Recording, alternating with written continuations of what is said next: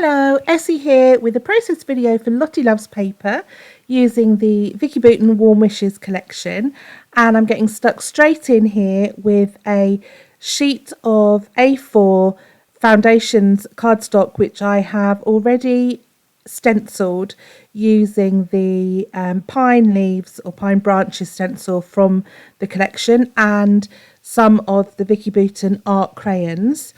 I've used 3 different greens and gone across in a diagonal pattern, creating an ombre effect. And then once that's dry, I've gone in with some Heidi Swap gold texture paste randomly over the top. So I haven't quite decided how I'm going to use that sheet yet. Just having a look, I've got an A4 sheet of basil cardstock. I've never made an A4 layout before. This is my first attempt. Loving the inspiration that I see on social media, so I thought I'd have a go. And I have a square 4x4 photo there of myself and my family from a few Christmases ago. And I love the background I've created, but it is a bit bright. So I have a sheet of vellum there, which I am going to use to place over the top of that to tone, just bring it down a little bit, soften the brightness, while still being able to see the pattern through. Torn the edge, and I think I've decided that I'm going to use that along that left hand side of the page, and then just deciding whether I want a full sheet of vellum, do I want to tear it, do I want it overlapping, do I want it in slightly so you still see in the edge. And that's what I've gone for. I've gone for a slightly smaller width of vellum so that the bright edge of that patterned cardstock sticks out a little, but it's not quite as in your face as if I'd left it all uncovered. So I want a stripe or a border down the left hand side, and I thought there were some on the cardstock stickers, but they weren't full length, so I've just trimmed a manufacturing strip from one of the sheets of 12x12, which I'm going to apply to the vellum and then to the mixed media background. It's a great way of affixing vellum to other surfaces, because obviously it's quite tricky. You can see the glue through vellum, but using that border strip means I've got somewhere I can apply the glue where it won't be seen. Trimming that down,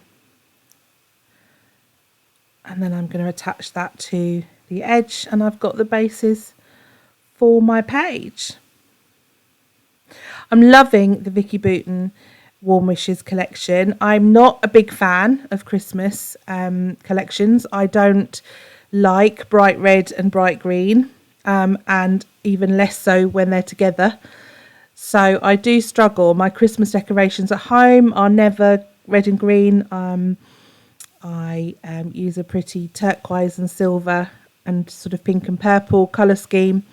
So my photographs, I've always got those colours in, so they don't coordinate with red and green traditional Christmas patterns. But I am really enjoying the Vicki Boutin this collection.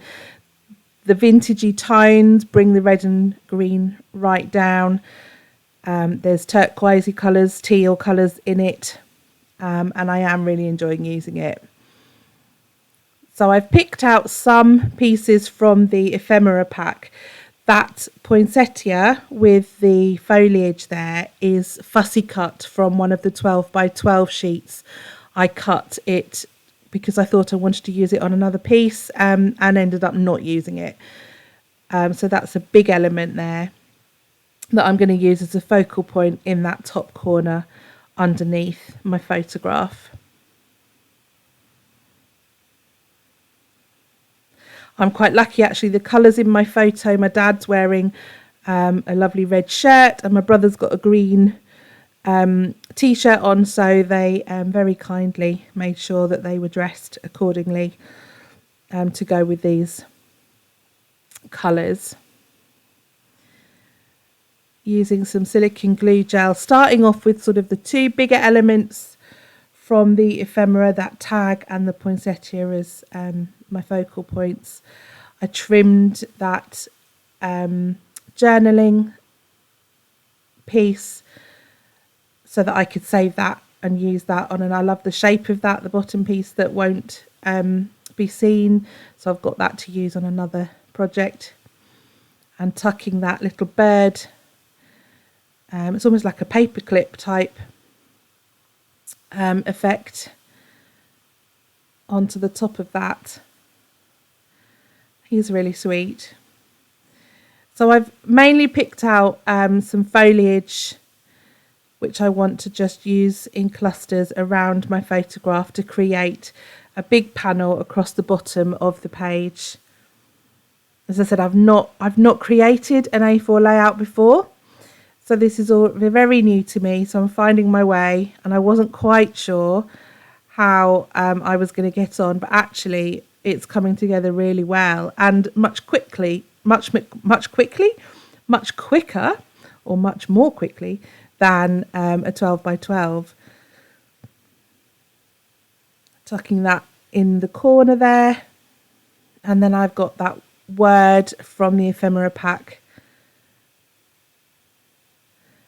to go across the bottom there and just ground my photograph on the bottom of the page.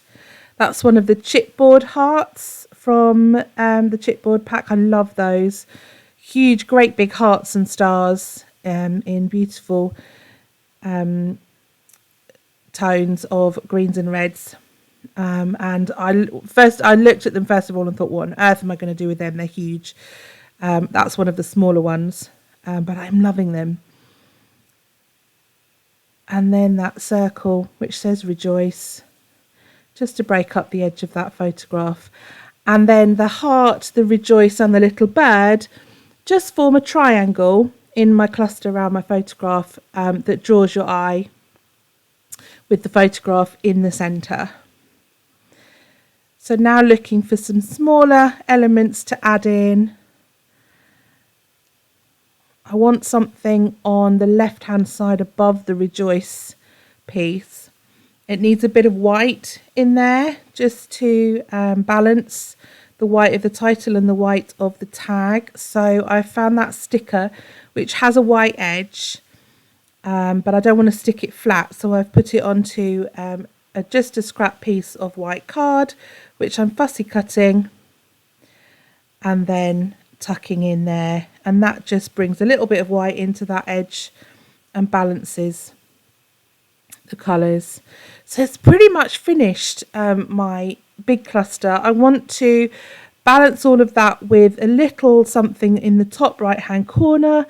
My camera, I thought I'd hit record again, but my camera clearly had other ideas, so you will see the finished picture of that in a still coming up.